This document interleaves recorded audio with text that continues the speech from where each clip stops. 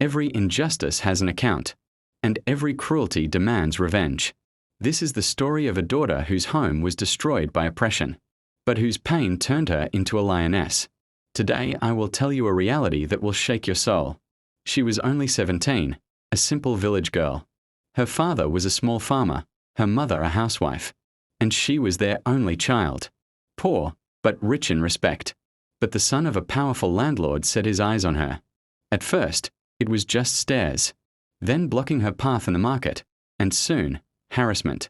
One night, when her father was away working in the fields, they broke into her house. She screamed, she cried for help, but no one came. That night shattered her life forever. Her dignity, her innocence, everything was crushed. When her father returned and demanded justice, the police refused to even write a report. The law bent before power. No FIR, no case, only silence. The villagers whispered, some mocked, some blamed the very girl who suffered. Her father died from the weight of grief, her mother lost her senses, and she was left as a living corpse, carrying her pain alone. But she did not remain silent. She left the village. She went to the city. She worked day and night, first as a maid, then in a factory. Yet inside her, a fire burned. The fire of revenge. Over the years, she secretly trained. Martial arts, weapons, self-defense. She transformed herself. She was no longer the helpless girl she once was. She had become a storm waiting to strike.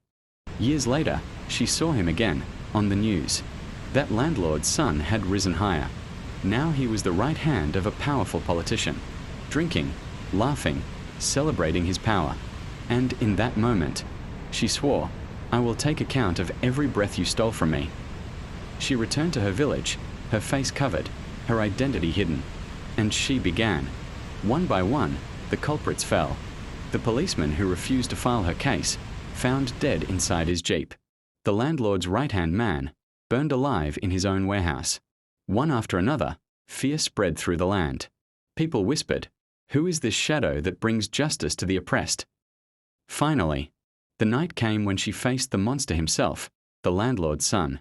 Drunk, arrogant, inside his grand mansion. The doors opened and a shadow entered. He laughed, mocking, "Do you want money? Fame?" She removed her veil, stared straight into his eyes, and said, "Do you remember the night you left a daughter crying? That same daughter has returned to write your death."